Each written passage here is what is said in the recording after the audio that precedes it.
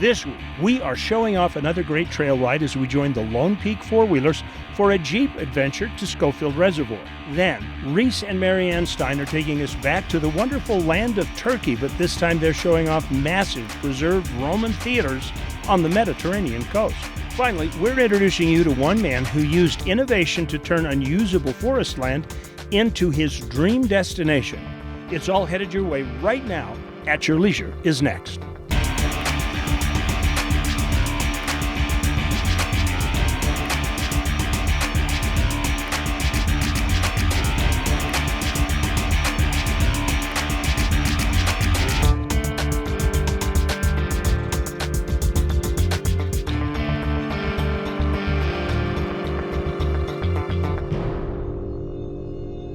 You know, that's a beautiful sight, and it's the kind of thing that you find on the traditional American favorite, the Sunday drive. Welcome to At Your Leisure. I'm Chad Booth. Flying solo this week. Rhea is on a junket with her sister. She just missed this day, and she is going to be sorry when she sees the show. We've got along with us some good substitutes, some of our friends from the Lone Peak Four-Wheel Drive Club, and we are proving the point that the traditional Sunday drive doesn't always have to be on pavement. We are out in Utah County, and we are headed up towards Schofield Reservoir on a trail loop that you can find on our outsidersutah.com site called the Tucker Schofield Loop. And this is a not real hard thing, but it's out in the back country. It's on dirt roads. It's not a place everybody can go. Let's find out a little bit about what is on this route.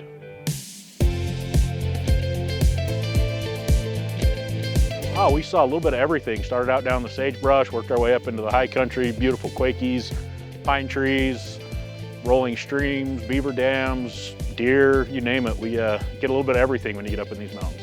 If you have a family with kids, these kind of trips really make it an excellent place to get out because you can stop anywhere along the lines here. You don't have to find an exit. You don't have to find a gas station.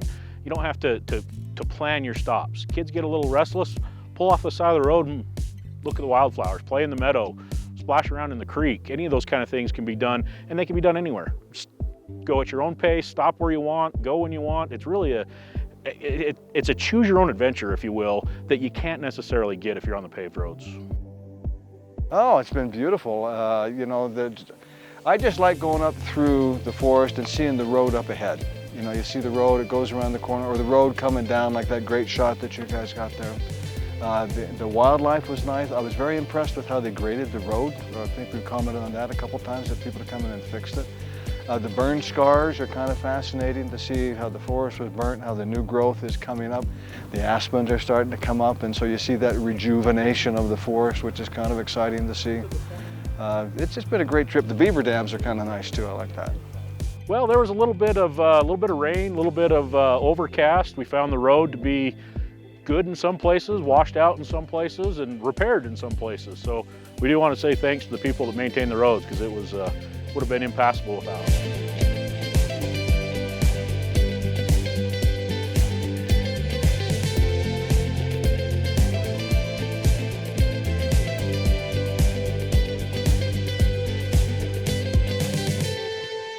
You know, that just shows you the power of Mother Nature. This is a great thing about doing this kind of a Sunday drive, where you take the back roads that are dirt and secluded. I mean, yeah, there's the typical things, wildlife. Yeah, there's the typical thing, pretty mountains. But so far today, we have also seen the scars of a fire, which come from carelessness and mismanagement of our forests. And we've also seen the ravages of flash floods. And it teaches you respect, because to get to where we are today, we have had to cross a couple of areas where the road crews from the county have already had to come out and fix things. And then there are these large meadows where everything's just been laid down by the water, which means that it came through here with a great ferocity. And that would make me be a little bit leery about just crossing that little bit of water coming across the road, because you don't really know how deep and how fast it really is. You can't tell. Anyway, there's your tip for today. Right now it's time for us to go to our where to. I'm Reece Stein. And I'm Marianne Stein, at your leisure on the Mediterranean coast of Turkey. Our journey begins nearly 2,000 years ago at the massive theater of Aspendos, one of the best preserved Roman theaters in the world.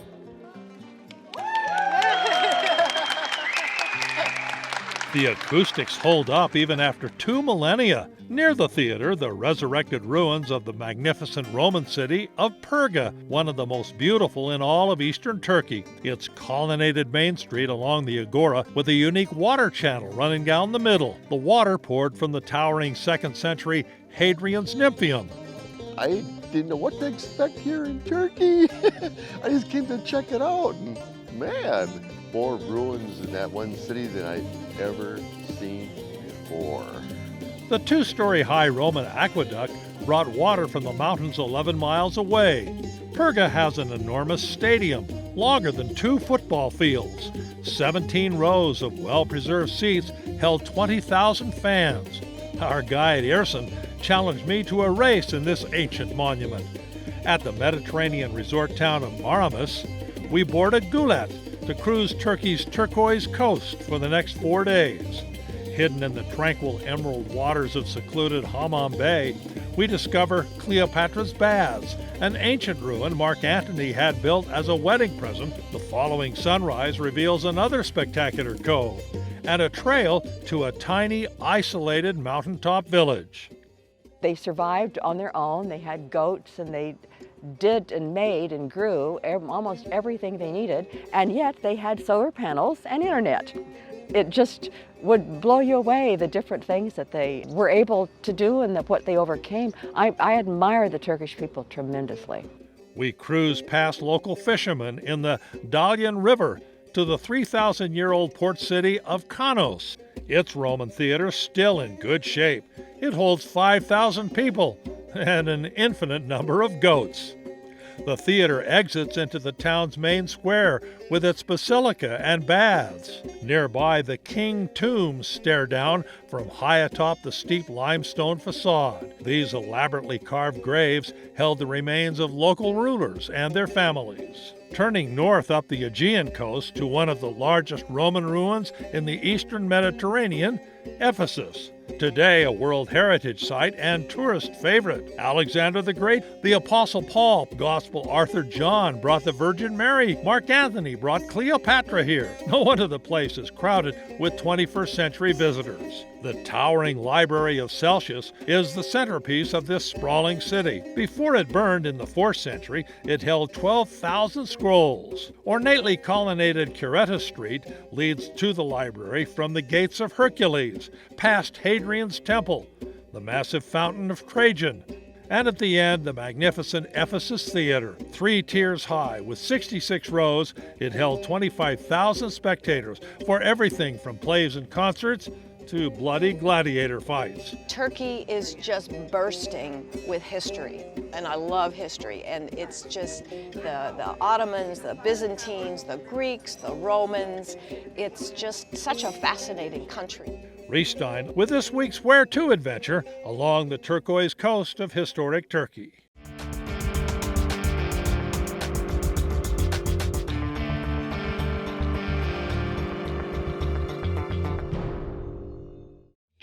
Join AYL and Stedman's Recreation for the Red, White, and Road event on September 9th and 10th, along one of the most scenic roads in the country, Highway 12. Register now for $70 on AYLTV.com and get the ride, lunch, and dinner by the award-winning barbecue chef, Anthony Lujan. Come and enjoy the freedom of the road. Spaces are limited, so sign up now. Count on a Honda generator for home backup power that won't let you down. Honda offers a complete line of generators with legendary Honda reliability built into every one. Plus our advanced CO Minder carbon monoxide detection system.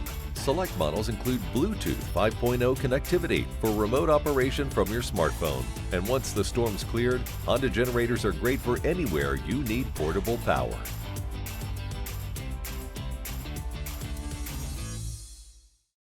Wondering where your next OHV adventure will take you?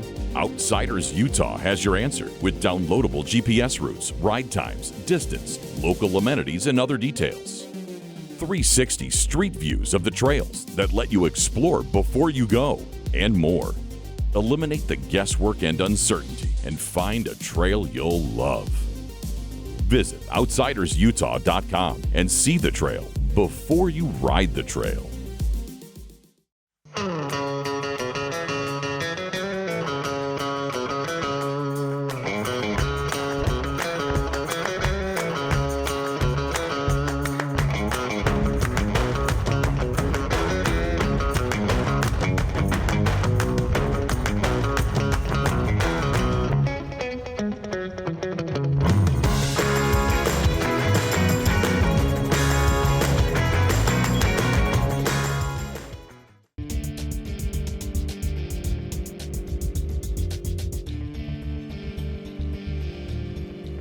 Welcome back to At Your Leisure. I'm Anthony Lujan with Smoke Ain't No Joke Barbecue and the Pitmasters Podcast.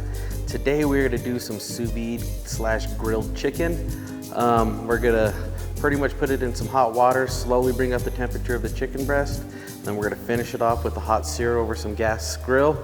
And we'll get down to it. I'll show you how to done. This is super easy. This can be done at home with a sous vide machine, or you can even just do it with a pot and over your stove to get to the right water temperature, and I'll show you that process and we'll be able to get that done for you at home. So first, this is a super easy recipe. We're gonna start off with cutting some lemon here, and we're just gonna kind of get some nice lemon slices here, about half the lemon, and we're gonna save the other half to put in the bag.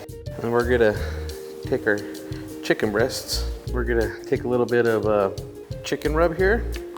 We're not going to put too much on here because when you're sous videing, it takes on a lot of flavor because everything's vacuum sealed together. Then I got some coarse black pepper here for a little bit stronger kick. Sprinkle that on here. We go for that really lemon pepper flavor. It's super simple. Like I said, the sous vide is going to add a lot of flavor to it when all the flavors are married together. So what I'm going to do is I'm going to take the other half of the lemon here and just kind of squeeze it in our bag here. And you can do this in a Ziploc baggie as well.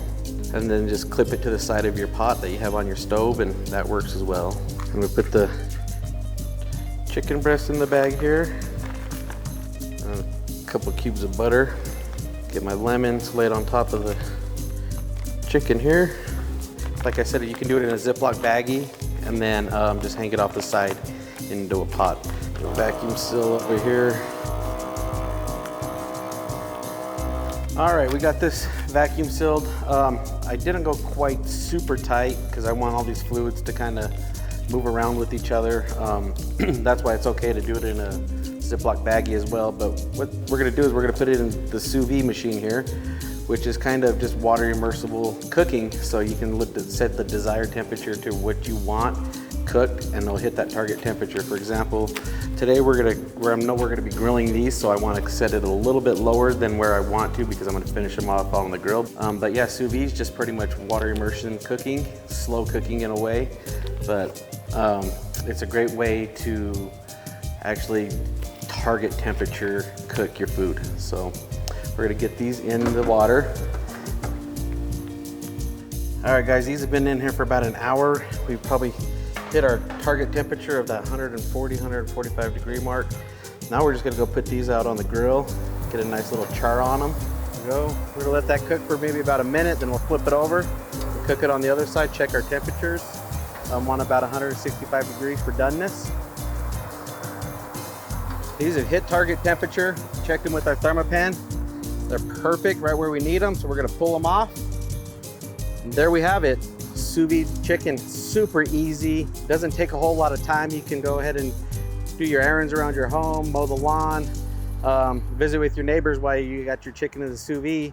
Then all you gotta do is literally grill it off for a few minutes, hit your target temperature at 165, and then here you are, ready to enjoy. I'm Anthony Lujan. We'll be back with At Your Leisure TV. Where is Aurora, Utah? That's a good question. But here's a better one. Why should Aurora, Utah be your next destination? Some people will ask, where can I go on my next adventure?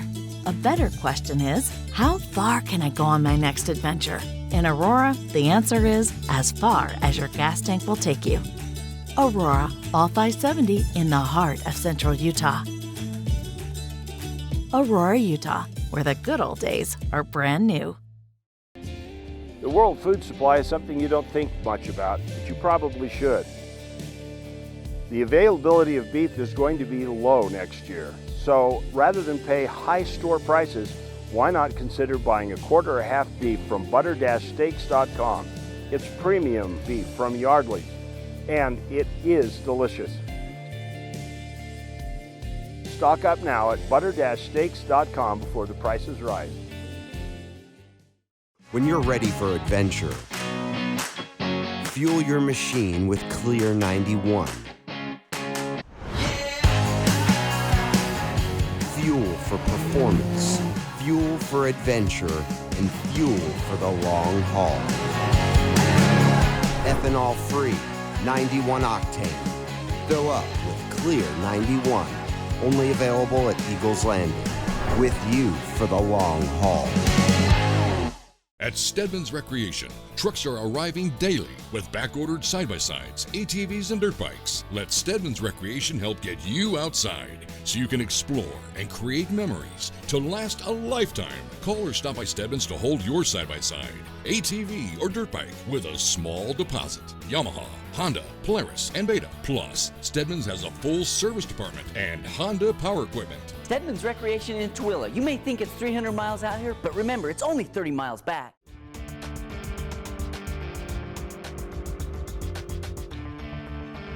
Well, there's something I'd expected to see more of today. Welcome back to At Your Leisure. We are on the Tucker-Schofield Loop with the Lone Peak Four-Wheel Drive Club.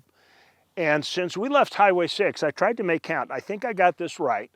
We've passed 1, 2, 3, 4, 5, 6, I want to say, campsites that are just like dispersed camping, little meadows, little turnoffs on the road, little corner where you can tell people have camped in the past, and nobody's there. We saw one campsite earlier that was occupied with a couple of trailers, and then these guys who are camping right up here, which surprises me because it's the middle of August. There's still a lot of camping season left, and maybe it's just because a lot of schools started this last week, but I mean, it is the weekend, and when you live on the Wasatch Front, how much closer can it be? You're like an hour and a half away at most from some great camping in the mountains of Utah.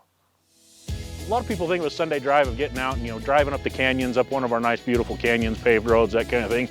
But if you take it just a little bit farther, you can find these dirt roads that take you into even better places, fewer people, areas that not everybody gets to experience. And a trail like today doesn't even really take much of an off-road vehicle. Anything with some high clearance, and any of these roads can get you into the high country, and it gets you out to see these wonderful places that not necessarily everybody does, and it really does make a great Sunday afternoon drive. That's one of the interesting things about Jeeping and the off-road world in general is everybody thinks about Moab or Sand Hollow or these big destination places to go on a Jeep trip, and half the fun of it is really getting out on just these back roads. They're not difficult, but they're fun to do. And you get to see places, you get to build the camaraderie, and you just get to explore the state. We live in such a beautiful state that it's just amazing to get out and see what there is to see. There's mountains in Utah that go everywhere. And it's just so much fun to see all the different mountains. And life's a little slower now. We are retired now, so I don't have to be thinking about work tomorrow. So I sit here and I see that, I can sit and contemplate. I don't have to run by it. I can stop. As Ryan was saying, you can pull off the road, throw some rocks in the stream for a while and enjoy it. Enjoy the road. Don't just get from point A to point B. Well, you look at the horizon, but also you look more intently and more deeply at what's in front of you. So you study it more. And that's what I enjoy the most. We really were going to stop just a minute ago at a beaver dam that was just off the trail just a little bit. But, we're kind of getting hungry, and Schofield's right here, and it's time to stop for lunch. And so we're just going to go find our lunch spot. Something's on the agenda for you, though, and that is this week's Along the Way. Land of many uses. It's a familiar maxim. As a landowner, Mike Saperis has come to embrace that sentiment and is exploring many opportunities he never even thought possible. Engineering a healthier and more vibrant ecosystem for the benefit of man and Mother Nature is a process that doesn't happen overnight. However, sometimes in life, attaining the unexpected is exactly what drives innovation. You know, when I first bought the property, I bought it for a different reason that it ended up being. I bought the property so I could hunt on it, but you can't hunt in trees so thick you can't walk in them. I mean, I can show you anywhere where how dense it was. I mean, to have this many open meadows on a property and have them man-made, and they look like natural. Before that, it was brutal. And this isn't just unique to this ranch. I mean, it's all over the Western United States like this. When we continue to not let fires burn, we put them out. It's just natural life cycle. I loved wildlife, wanted to have the opportunity to at least bring wildlife to the ranch. And I haven't yet in 15 years to shoot an animal on the property because the conservation work that I do is so much more rewarding than actually hunting. It all began when Mike embraced a method that he found in a popular mechanics magazine from the 1950s. Roller felling. It uses leverage to quickly clear away large swaths of trees, many of which are diseased and dying. Now, it may look indiscriminate, but it's actually a systematic, highly targeted method. We have our own software, so we load everything in like a Google Earth, and then we look at slopes and density and property boundaries. It's an easy method to determine and know how to do it. We've done all of our treatment in the middle of conifer and aspen forests. I'm taking out trees that are going to be dead not too far down the road. A lot of them are beetle killed. A lot of them are choking out the trees that are obviously conducive to wildlife and to more water. Every time I knock over one tree, 20 go back up. And that's Mother Nature, that's not me. When you take out the trees that are older, all the new sprouts come up. So I don't plant anything, Mother Nature does that for me. It's amazing to be able to do that and to remove something that's dead.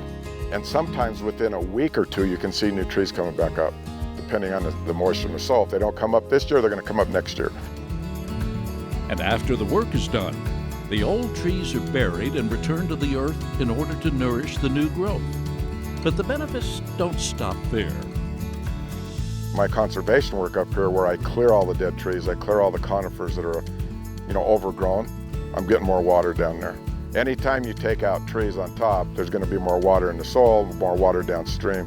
It is crazy how much more water I've got in the springs now after I've done the treatment areas I do up here. I would challenge anybody to come up here and say that we have done nothing but made this forest, this mountain, the wildlife, the water better than it was when I got here. Even though it's taken years, the improvements are plain to see. Better watershed, increased wildfire mitigation, space for humans to recreate, and more wildlife who can now navigate the mountain meadows and take advantage of the new growth. I'd love to have a bunch of people come up here and show them what true conservation work is. As I've started building it as a conservation ranch and as I've started people coming up here and they've appreciated what I've done, I've kind of gotten back into that sharing mode now where I want to build an area where people can come and enjoy themselves. Conservation work will always be done up here, but I want other people to have the opportunity to come up here and stay at 10,000 feet and enjoy what's been built. And we too can't wait to see what the future has in store for Range Valley Ranch. For this week's Along the Way, I'm Terry Wood.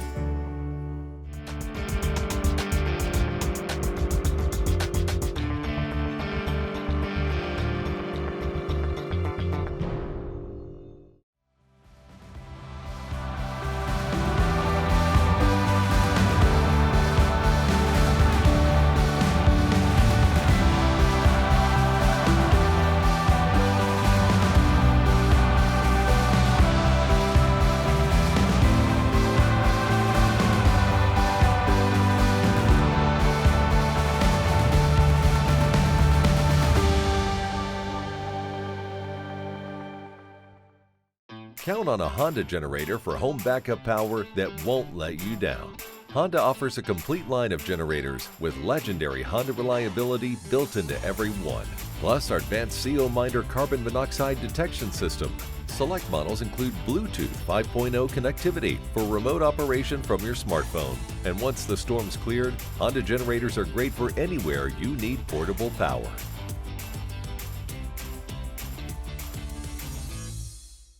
Unexplored. Does it mean riding the same trails as everyone else? Fishing the same lakes? Stopping at the same views? No. Unexplored is so much more. To find it, you need to get off the beaten path. In the northeast corner of Utah, you and your family can still find a land that's unexplored. The shores of Flaming Gorge are only the beginning of a family adventure in Daggett County. Daggett County, Utah. It's what you find at the end of your adventure. At Your Leisure has a long-standing reputation and a large, loyal audience of adventurers in the outdoors. Although we're excited to continue to grow and enjoy the shared success of our longtime sponsors, we have space for more. And if you have a brand that would benefit from the 2 decades of goodwill that we've built, contact us at ayltv.com and let us amplify your voice above the competition.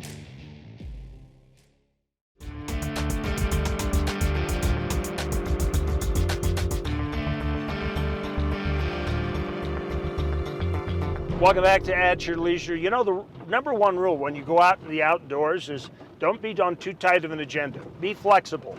And we learned it today because, hey, we got washed out. All that work the road crew did that we were talking about earlier in the day to get this road nice is all being undone just in a matter of a few minutes. Anyway, we're on our way back over the top. And so we're backtracking now. We're going to get on pavement and make our way back to where we started this morning. In the meantime, why don't you take a look at next week's show?